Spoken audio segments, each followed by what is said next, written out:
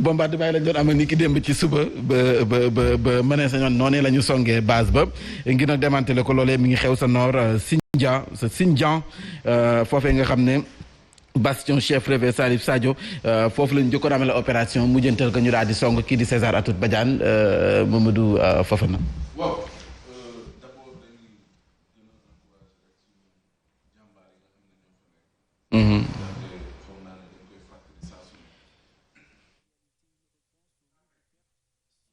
lu jëm ci wàllu intégrité territoriale nekkul loo xamante ne nii quand même lu ñuy négocier la def nañ lu am solo ak Salif Sadio naam jàppaguñ ko xamaguñu fu mu nekk waaye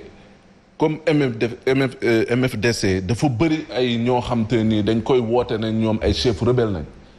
buñ ci bàyyi kenn bu ñu jógee ci Salif Sadio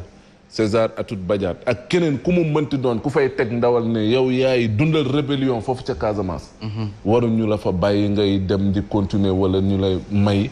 fooy nokkee wala ngay defee lu la neex donc je crois ñi ngi leen di encourager ni ko président de la République waxee nañu dem jàmmaarloog ñoom pour que quand même au moins lu bëree bëri enjeu yi ci nekk dafa bëri enjeu économique dafa am foofu en Casamance parce que la nga xam ne moom moo fa nekk di mbay gi di li nga xam ne moom mooy forêt bi enjeu bi nga xam ne moom moo jëm ci wàllum li nekkinu nit ñi parce que ñu ngi wax réchauffement climatique parce que bu fekkee dañuy continuer di dagg li nga xam ne moom mooy forêt yi loolu day indi problème ci nekkinu askan wi parce que boo xoolee li nga xam ne moom mooy forêt te garab yi di fa nekk day nekk loo xam ne moom mooy réceptionner gaz carbonique bi nga xam ne tey moom mooy jur ñuy wax naan ay réchauffement climatique di indil nit ñi ay jafe-jafe donc il est grand temps loolu nga xam ne moom moo xew en Casamance mu di rébellion bi ñu finir ci une bonne fois pour toutes. voilà El Hadj ñu gis ne kon l'armée bi détermination la ñu àndal waaye am na si ñu nga xam ne ba léegi ñu ngay wax ne mënoon nañu jiital ay négociations. non ban négociation li ñu mënoon ci ay négociations def nañu ko c'est-à-dire que ñee dañu nekk ci lu illégal. dañu tàmm ci gis nga booy def jàngat da ngay jël lu légal lu dagan teg ko jël lu daganul teg ko ba noppi nga jël li ci diggante bi ñu jéem ci négocier xool lu ñuy waye fal intégrité bu am réew kenn du ko fowee rébellion daganul légalul dañuy xeex ak moom bu benn pàcc Casamance laajee boppam Fongeli mi laaj boppam Matam laaj boppam Bawol laaj boppam mais fan la ñu jëm am réew kenn du ko laal réew mi nekk bi nga am sa indépendance dañu ne la fii nga yem te intégrité réew dafa am solo ba nga xam ne non seulement doo nangu ku koy fowe mais waroon nangu sax réew bi nga diggat lool di fat sa ay ennemis wala jàppandalal leen ñu am ay points stratégiques ci sa biir réew kaaraange réew dafa am solo loolu mooy indi tey guerre bi nekk Russie ak Ukraine xam nga lan mooy dëgg soldats yi ñu ngi leen di jaajëfal li ñu nekk bu ñu ci dellu gannaaw ñu jeex benn yoon ak rebelle yi askanu Casamance sonn nañu xiif nañu tawat nañu taf duñu faju seeni doom jàngatuñu école baykat yi bayetuñu sàmmkat yi sàmmatuñu mais baadoola bu bayul sàmmul demul ci àll bi uti matt mënut lijjantil boppam dara mais xanaa moom amul droit wu dund population bii daw diggante démb ak tey ci fii César Atoute Badiane nekk ñooñu amuñu sañ-sañu toog ci seen dëkk di bay di dund comme ni ñëpp di dundee mais ñu taañaañal leen ay kënu di tàkk ci sa kaw ci benn groupe quelques personnes yoo xam ne ay wuyu lañu tuddee seen bopp ay rebelle di jàkkaarloog am réewum lëmm armée bi nañ ci dem ba jeex ñu lijjanti problème boobu Casamance laajul boppam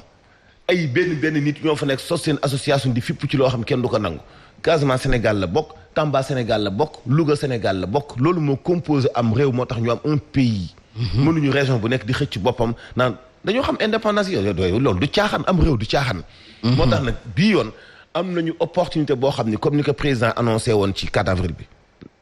amul layamal na dal après problème boobu jeex bu ñuy négocier nag négociation dafay lalu ci ñu fexe ba askanu Casamance xale yi jigéen ñi tout tànk yi baykat yi sàmmkat yi ñi nekk ci àll bi ñëpp nekk ci nekkin bu baax bu fa bayoot li ko sabab mooy lan la pour lan ñuy ñëw fekk fukki nit ak ñeent ci àll sacrifier leen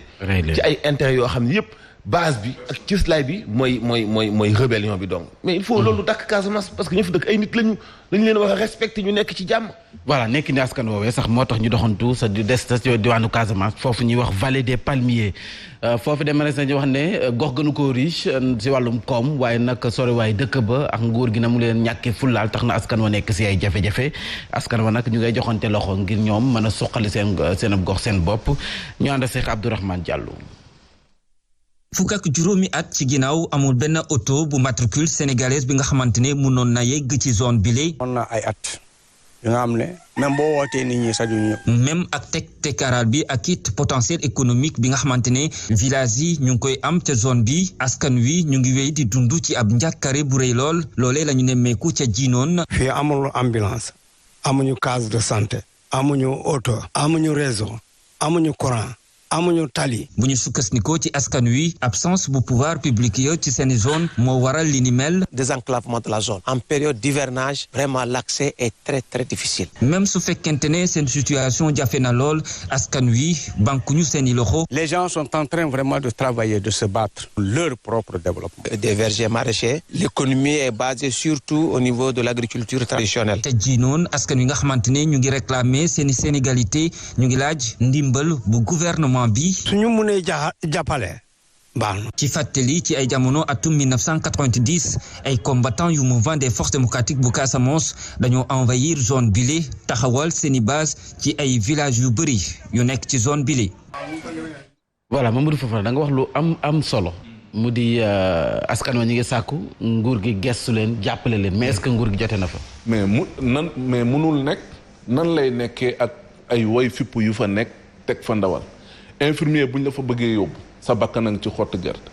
nañu dem woy toppatoo leen école ña ko war a tabax ñu jóge feneen. partenaires yi ONG ñooñu du ñu sawar a dugal seen xaalis pour ñu tabax fa mais loolu su boobaa dara waralu ko lu dul mooy conséquence su tey jii nii li nga xam ne moom moo am foofu. muy rébellion bi donc lii rek dafa doy ci exemple pour rébellion bi mën a jeex ñii nekkuñu ay sénégalais entièrement à part ay sénégalais nañ comme ñëpp. yelloo jàng yelloo faju yelloo di bay yelloo di sàmm yelloo leneen ak leneen donc lii dafa nekk loo xam ne war na mën a tax fala budda ñu jéem a jeexal li nga xam te ne voilà kon lii dafay firndee ne kon opération bi l'armée bi amal pour ñoom askan wi la ñoom ñi nga xam ne ñoo fa dëkk amuñu ndox amuñu courant amuñu poste de santé ndax kenn mënagu ko fa def ndax fipp fa nekkoon mais askan wi la boo demee di sulli ay mine ñu dogale la ci àll bi boo bëggee indi béréb bu fajukaay ñu dogale la boo bëggee indi école ñu dogaale la c'est-à-dire que dem ba mujj gox bi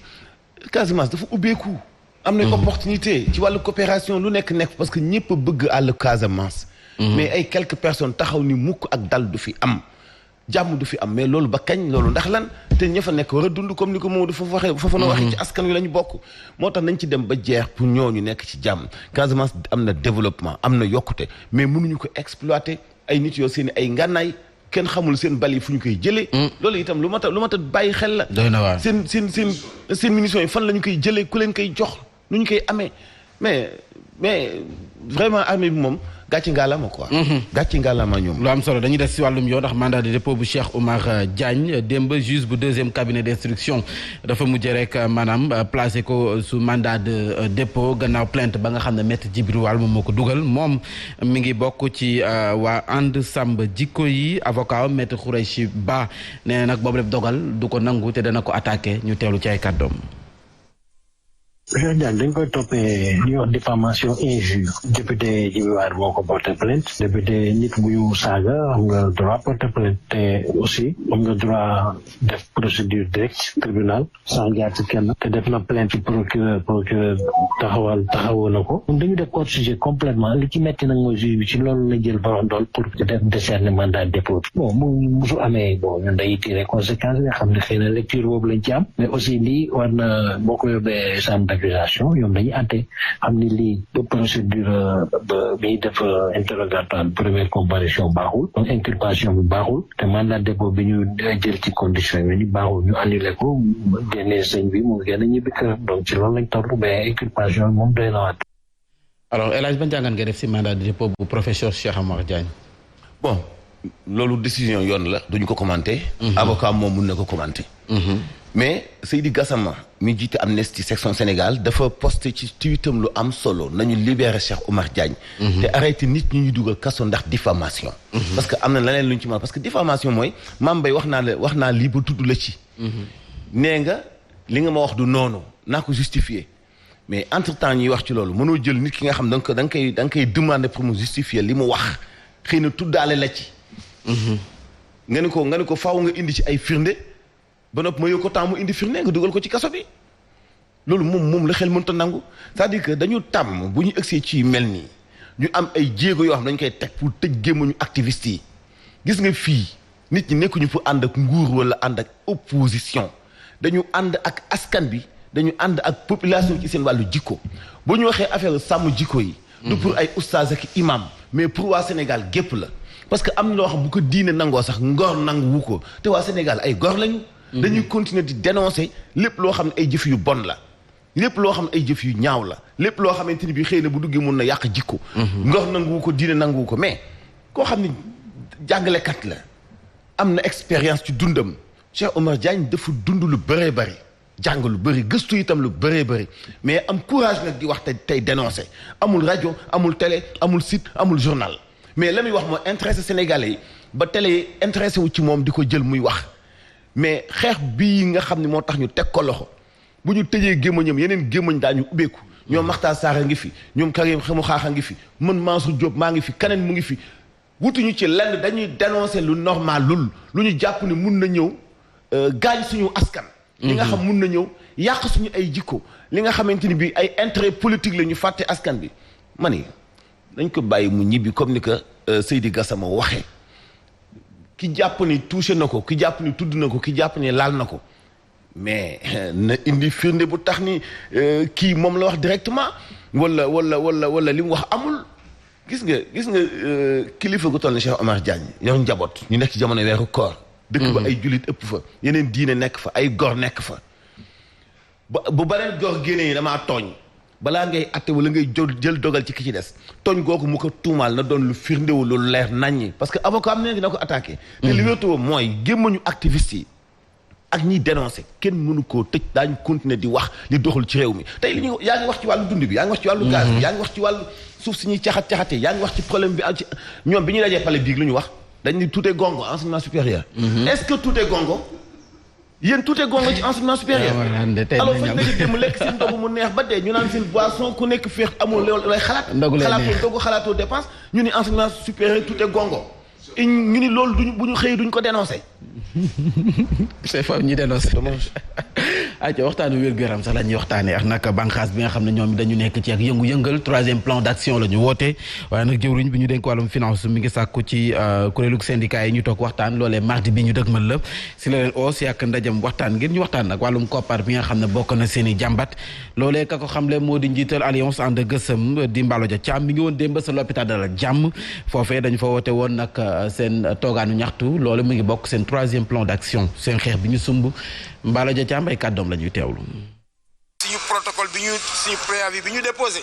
dañu ne na gouvernement signé protocole bi benn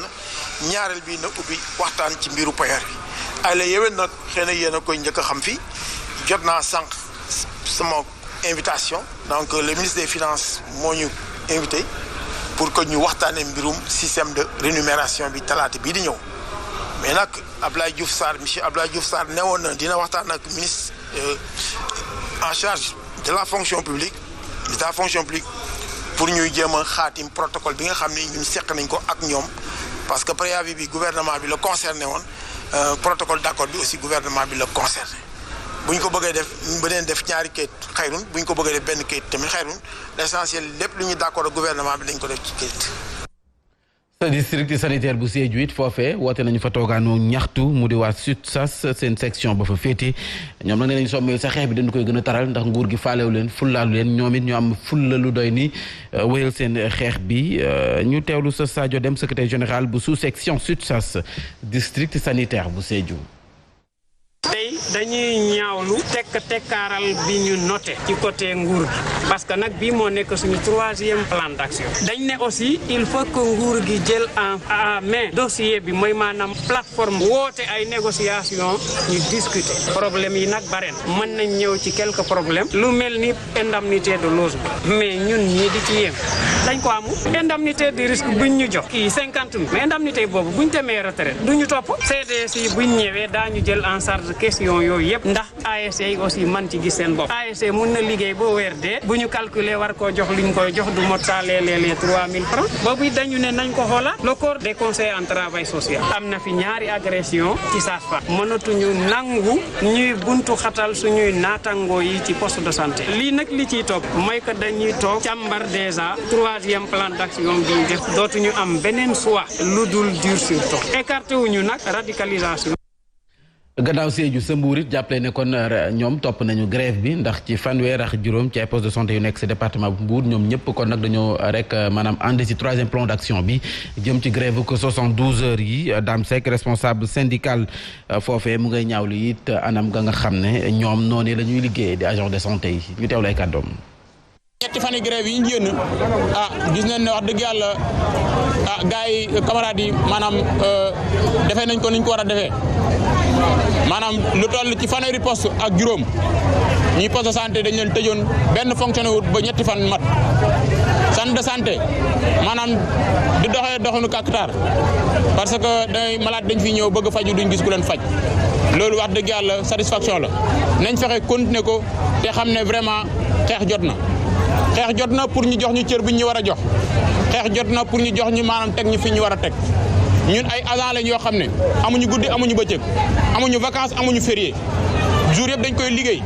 heure bu nekk dañ koy liggéey waaye cër bi ñu nguur gi war a jox joxuñu ko te loolu dafa war a dakk. ci 72 heures la ñu woote ne ab grève Mamadou Fofana donte ministère des finances nee nañu mardi ne leen ngir nag ñu toog waxtaan du ñàkk peut-être solution maintenant. waruñu woon sax toll en réalité fii ñu toll ak liggéeykat ministère de la santé budget pratiquement 800 et quelques milliards mais Mambay nan nga mën a xalaatee koo xam ne budget 800 et quelques milliards la mais la ci ëpp ci budget bi ña ngi ko jagleel lu jëm ci wàllum tabax. pourquoi parce que tabax de mooy may nit xaalis entrepreneur ba la nga ca mën a keccatu la nga ca mën a am au même moment ñu jël li nga xam ne moom mooy directeurs yi. jox leen ay salaire u 2 millions ñaa ngi dégg ne ñu ne yokk nañ ci 500 000 encore liggéeykat bi nga xam ne bu malade bi ñëwee mooy nekk en contact direct ak moom feebar buy wàlle bu ko amee mu mën ko dal urgence bu amee mu mën ko jël en charge di ci rey boppam def pratiquement lu ci bëri ci di ko passer temps ak ñi nga xam ne dañoo wopp nga jël di ko sànni ay prime ay 50 000 ay 75 000 francs ñenn ñi nga leen fay weer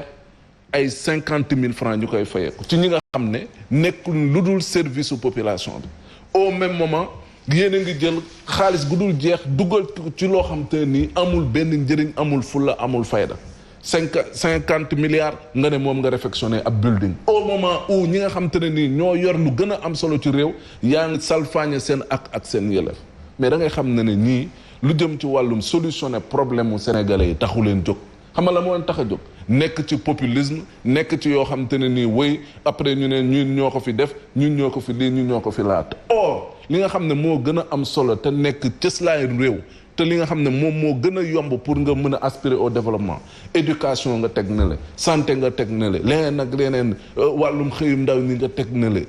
su boobaa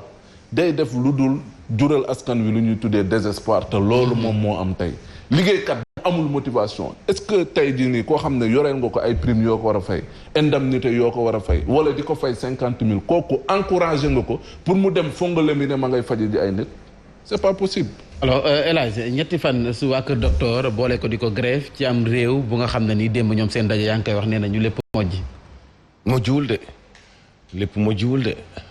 boo xoolee situation bi sax xam ne lépp mojjiwul comme ni ko foofu na waxee budget boo xam doo xam fu ñu ko jëmale doo xam orientation yi lan la doo xam lu ci objectif bi c'est-à-dire que xam nga maam njiit dina dem ba yàgg mu disparaître ci biir ñi mu jiite te du ci rendre compte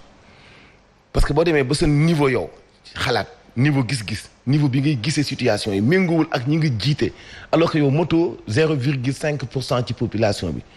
dafay am benn décalement boo xam ne dabalaat ko dafay yomb. loolu moo tax d'ailleurs nguur di changer loolu moo tax démocratie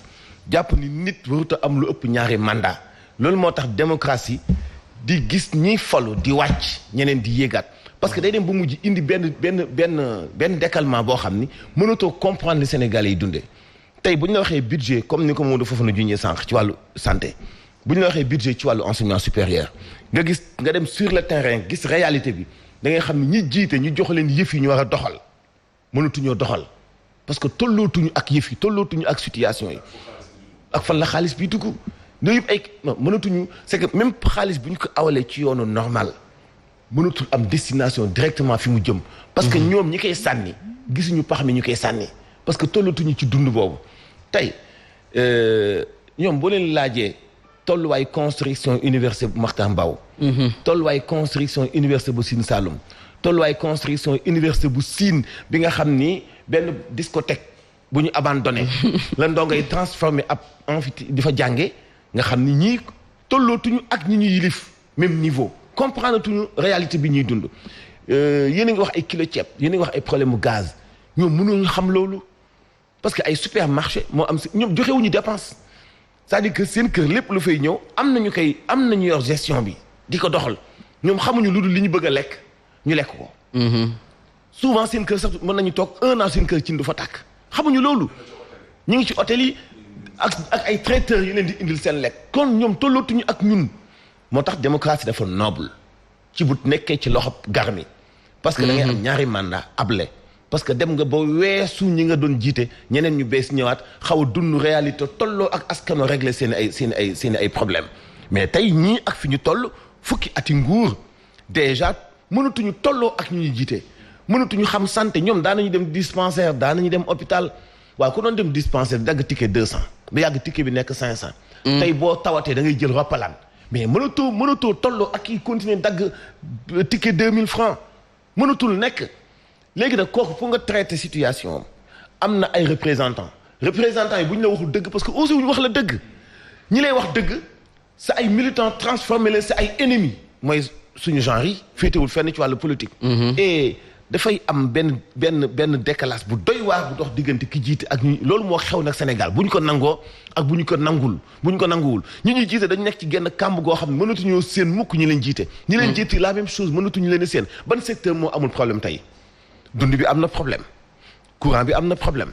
ndox mi am na problème éducation am na problème santé am na problème transport am na problème ñu continuer ba loi yi ñoo sax daf lay réer. ñu dem di modifier waat yokkaat dindiwaat. c'est-à-dire que mooy maîtriser tuñu réalité bi dëggantaan léegi nag képp ku yëkkati sa bopp jéem leen a yóotu dañ lay jàppe ennemi moo xam ni ñu lay woowee terroriste lañ lay woowee activiste lañ lay woowee xamuñu lu jël benn xeer doo sa bopp xeer ba mooy jël la dugal la ci kaso bi bu ndoxataal la tiital la tout taxal la ay dossier réew mu normal am démocratie dossier frasque yi nekk ci mbedd mi nii ñu koy jalañee nga jël ko di ko tuumaal sa adversaire politique uniquement pour jéem ko gasal bàmmeel suul ko moo lay wan ne ñi jiite ak ñu jiite tolloo tuñu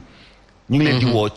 ci ñu taril ñu leçon démocratie bu noble bi nga xam ni ñaari mandat ngay am able parce que boo ëppee ñaari mandat li ngay déclassé ñi nga jiite dafay ëpp ba dootoo xam réalité bi ñuy dund et loolu moo dal tey suñu dirigeants yi nga xam ñoo nekk Sénégal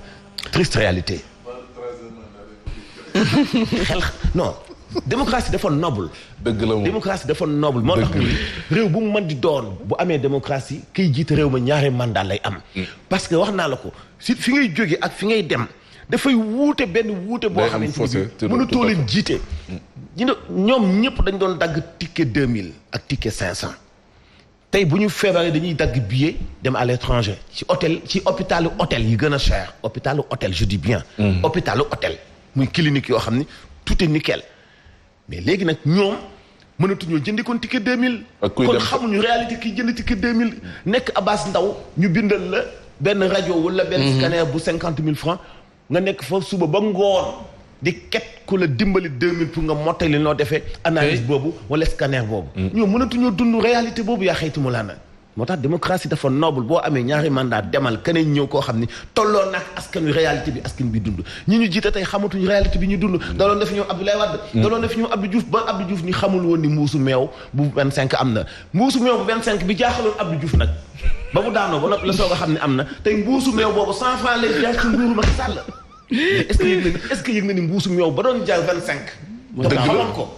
ak ay gars yi ñoom ñu xamoon ko est-ce que yëg nañu ni jóge na 25 dem 100 francs yëguñu loolu ayca ñu waxtaanee li nga xam ne rek moo jëm ci wàllum njënd meex njaay moom justement UNACOIS jàppoo ñoom nag dikk nañu ci Jean-Claude Mimran ba nga xam ne moom da doon jàmbat ne kon wàllum importation faw ñu xoolaat ko nguurug Sénégal faw mu xoolaat ak doxalinam waaye UNACOIS jàkkoo nag tontu nañu ko nee nañu ko kenn du la may lépp nga jël lépp ndax nag wax fa dëgg neex yàlla monopole bi nga amoon ci wàllum suukar si loolee sax faw ñu xoolaat ko te nag xel xalaatul ñoom jaaykat yi ñoom waaye UNACOIS jàppoo ñuy bàyyi mbir yi muy dem noonu Mimran di doxale ni mu ko neexee ñu ngi koy joxoñ baaraam nag ñu ànd seex ndey di mendaw manipulation bi du jàll bu ñu sukkandikoo ci waa UNACOIS jàppoo mi weddi nag kàddu yi Jean-Claude Mimran di njiitu compagnie sucrière sénégalaise moom dafa sang boppam ba mu set soxal lu jëm ci wàllu situation industrie bi mu jiite nga xam ne nag ba léegi si askan wi fu ñu koy xaar egseegu ko lu jëm ci wàllu production suukar si nga xam ne nii ba léegi dafay manqué fii ci suñum réew donte nag Mimran dafa amee monopole bi bu ñu sukkandikoo ci vice président bu UNACOIS jàppoo compagnie sucrière dafa war a des di nekk rek ab industriel waaye warta nekk importateur te pourtant de moom nëbbu ko ndax Mimran nee na bénéficier na comme commerçant yi ci ab suspension de taxe conjoncturelle toll ci 2000 tonnes suukar loolu UNACOIS jàppoo gis ni lu xel mënta nangu la ndax contrat bi état bu Sénégal signé ak compagnie sucrière sénégalaise dafa leer nañ te échéance yi dépassé nañu ko bu yàgg lu soxal ci chiffre 8500 employés yi Mimran wax ci interview bi ni daf ko employé ci këru liggéeyukaay boobu UNACOIS weddi na ko te nee na loolu amul 3000 emplois permanents état bu Sénégal bis bu yàlla sàkk sénégalais yi di ko artu rawatina itam ñuy liggéeyee ca usine boobu ndax seen situation de précarité ak jafe-jafe yu ñu nekkee ci jamono joo xamante ni nag entreprise boobu mi ngi def ay chiffre d'affaires yu rëy a rëy at mu jot suukar bi amul qualité matul ba noppi nag la ñu koy jaayee njëg ba fii dafa cher di ay engagement yoo xam ne ni entreprise bi daf ko jëloon ni lépp dina jaar yoon waaye ba fii furaas te li ci gën a doy waar nag mooy engagement yooyu nga xam ne compagnie sucrière sénégalaise respecté wu ko benn yoon état bi dafa mel ni daf ci tànqamlu mu mel ni ku mënalul dara Jean-Claude Mimran daal di koy tàllal ko wuti naa sama ndogu bi nga xam ne ci benn plat bu ndaw lay nekk waaw Mimran loo koy tontu. ku yëpp Sénégalais mooy Mimran ndaxte Mimran yow 1960 xaw 1962 ba léegi xaw ma sax avant yaa ngi yor suukar bi au Sénégal nga ne yow yaa yor monopole bi. Mimran Sénégal mi ngi soxla pratiquement 252 tonnes de sucre Mimran lu mu ñuy jox par année mi ngi toll presque ci 150 000 tonnes. léegi yow Mimran nga ne wéy yow loolu doyut DIRPA yi nga xam ne ñi ngi koy joxe pour nit ñi di dem di ci jéggaani uti ji suukar pour yaa xayta mu laay sénégalais seen bopp di mën a jot ci suukar parce que suukar dafa am solo ci dundinu doomu aadama nga ne wéy loolu mënul nekk nañ ma joxaat lépp ak lépp te yow déjà rek liñ la jox ci ay hectares nga di ko bay kenn xamul nu mu toll kenn xamul nee naa la Mambey noo xam te ne nii kat mun nañ wax ne Jean-Claude Mimran mii kat nee naa la Waalo ak Saint-Louis ñëpp soppi na leen def leen ay baykatu suukar maa ngi gis keroog koo xam ne fa la doon liggéeyee tey am ay jafe-jafe am accident de travail mais mi ngi wër ci télé yi ñu koy wane pour wane situation bi nga xam te ne nii de précarité bi nga xam ne moom la nekk ñay liggéeyee fa nga xam ne mooy canne à sucre koo ci gis da nga koy yërëm ba nga ne ma lii lan la ndax exploitation bi nga xam ne ñu ngi koy dund jamono jooju moom mi ngi dajale ay milliards am yóbbu dëkkam tabax ab hôtel 137 milliards diggu ndaandaat wóolbatiku ñëw fii di ñu gëmloo ne woy lu jëm ci wàllum importation yi léegi il faut ngeen jox ma ko waa léegi sénégalais yi ñoom daal dañ fi war a nekk pour ñu di subir tout le temps nañu war a subir li nga xam ne moom mooy dictat wu français yi wala étranger yi mais loolu ba kañ moo tax Assome Diatta tey jii ni moom xanaa dañ koy féliciter waaw tey moom lu jëm ci wàllum Mimran gi amul lu mu ciy dellu gannaaw nañu jox sénégalais yi jàngal sénégalais yi lii tax ñu mën a am suukar bu doy bu ko defee lii nga xam ne Mimran mi ngi koy def ci réew mi mu mën a dañ ci loo wax ci Mimran déjà li ma jëkk jaaxal mooy farce bi ci nekk caaxaan bi. interview choisi sélectionné. waaw moom de barke ay quelques journaux. quotidiens yi moom moo ci nekk ci bari. quelques rek. yu néew wax ci lu ko neex ñu tawil ko interview bu ngand boo xam ne wóor nañu ni. ñii seetaan ñii déglu ñii liir li mu wax ak li am du benn. Mimra ci benn rencontre bu ñu fa def mat na léegi ay 3 semaines maa ngi nuyu bu baax ñoom docteur Cissé nga xam ay waalo la ñu initier ko pour wax déedéet seeni Gindia ak Mimra ni ñu jëlee suufu waalo yi ay dëkk yu am 4 téeméeri at juróomi téeméeri at ñu boole leen ci biir suuf superficie bi ñuy jox ay étranger ñu war a dégager dëkk yooyu. Mimra ay mbalitam au lieu mu am station d'épuration pour ndox ma di fa dem lépp daf koy verser ci lac de Guiers bi. bu ñooy dee nañ fa dem gis nañu ko lac de Guiers bi na nga yàqu ci àllu kese te ñun ci la ñuy naan lac de Guiers mooy benn ndox bi ñëw ba Dakar ñu ciy naan. ndox yu bëri couleur. luy mbalitam fa la koy xëpp te loolu du moo nekkoon ci convention bi mu waxante woon état bu Sénégal Jean-Claude Mimra 26 000 hectares moo nekk ci disposition 105 000 hectares la ci exploité ah. 10 500 hectares la ci exploité 10 500 maa ngi jégalu. léegi li des lépp anamu. li des moom fu mu ko yóbbu. garder ko. très bien. di ci doxal lu ko neex. waaw du ko def ay cité ñeneen ñi ñëw itam def la même chose am dëkk yu nekk ci biir espace bi ñu leen jox ñu war leen génne ña fay liggéey amuñu benn condition de travail bu baax loolu lu ñu war a taxaw jubbanti la mais beneen bi pire mooy li muy wax ci affaire suukar bi ak yooyu ministre bi tey vraiment Assome tey moom dama lay tàcc quoi xam naa moom tey moom c'est la première fois moom. tey doo leen ko assommé quoi. non Assome tey dama koy tàcc. non lii laa bëgg bu nit nekkee fii di dangi surtout tubaab yi da nga leen tegaat seen place affaire dippa bi na ko bàyyi Sénégal yi di jëndi suukar di indi parce que moom dañu ko jox monopole ba noppi jox ko sañ-sañu importé te ñaar yëpp boo ko dajalee mënut a xaajale boo xoolee Sénégal yi soxla ci suukar moom xaaj bi dong la mën a gérer waaw dañuy bàyyi ñu duñu am suukar mais moom mooy kan ba bëgg a bàyyi Sénégal yi duñu am suukar Assome li mu ko wax mooy téeméeri dëgg na bàyyi Sénégal yi di importé gis nga moom dañ ko war a sax génne ci importé bi. lañ ko sax mënu ko. dañ ko war a génne sax approvisionner marché bi. moom day produire di importer te xaaj bi la mën a indi. di bañ keneen guddik. léegi li mu bëgg nag mooy ñu écarter ñépp moom donc mu gérer marché bi di importer di produire di jaay li ko neex di bange ni mu ko neexee bu amoon tey beneen concurrent buy defar suukar fii nii nga gis suukar bi wàññeeku. seen i giññaay seen suuf yooyu noonu nañ ko jël dagg ko jox ko yeneen i sénégalais même bu fekkee dañuy def production bu yam au moins Sénégal sax am beneen suukar. mais fii bala nga boos yi bala nga xam nga li mu doon sama intervention bi amoon sànq ci li ñu wutale ak ñi ñu jiite amu ci kenn kuy utiliser suukaru Sénégal bu Mimra bi nii. ay stick lañu yor. beneen suukar bi Mimra di importé bekki weex tàll yi est-ce que xam nga am na kees suukar bu ñuy jaayee 4000. suukar boo xam ne kees gi 4000 lay jaar. boo demee ci grande surface. ñun bi ñuy jël mooy. maa ko laajte am na bu 3750 ma ne suukar bi am na boo xam ne donj bi day xonq comme sama tissu bii la mel sucre bii lu ko wutale ak suñu bos xanaa sucre bii moom la leen da cee nekk. mais ñu jiite façon yooyu la ñuy suukaree ñoom. yu baax yooyu donc mënuñoo xam ay kilos 700 ki 600 ki 25. bizarrement loolu mooy problème bi. ñu suukar léegi nag bi la ñu yor. Assome fi mu génn tey fi mu dóor dafa nooy moo tax ñu faw orateurs yi jàppale ko.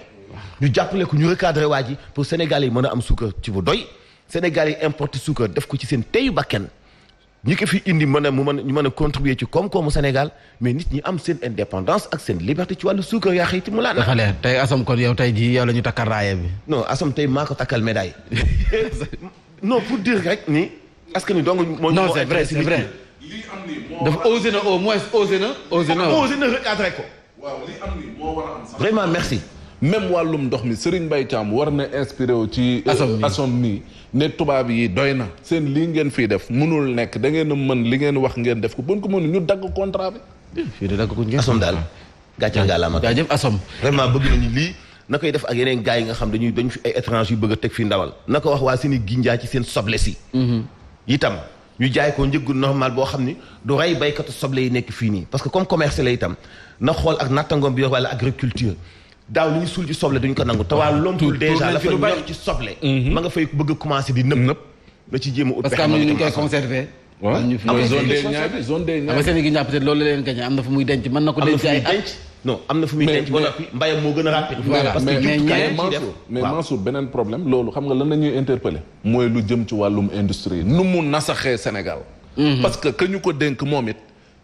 dóorul fayewul attewul xeex jéemu ci dara lu jëmoon ci wàllum agropole yi nañu wax ne loolu mooy permettre transformation di mën a am parce que boo bayee tamit mu bëri mais weesu nañ jamono joo xam ne da ngay gas di suul transformation moom moo ci war a topp mais bu fekkee ne ki nga xam ne dañ ko dénk agropole yi nga xam ne moo war a jëriñ loolu moom benn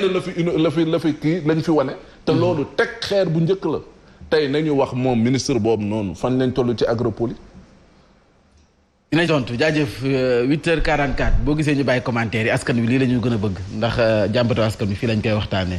acca kon seen émission Teuss El Hadj ci kanam tuuti. waaw maa ngi lay yóbbandi ci Assome ne ko tey kontaan naa ci moom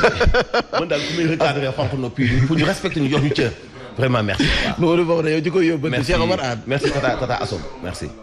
loo koy yóbbandi. merci tata Assome. fii nee na ko merci tata Assome. kañ dem naa da nga naan kaat mu asome kii. jaajëf El Hadj jaajëf Mamadou Fofana allez bon week-end ñu dala Pape Anta Mboup ci tàggat yaram.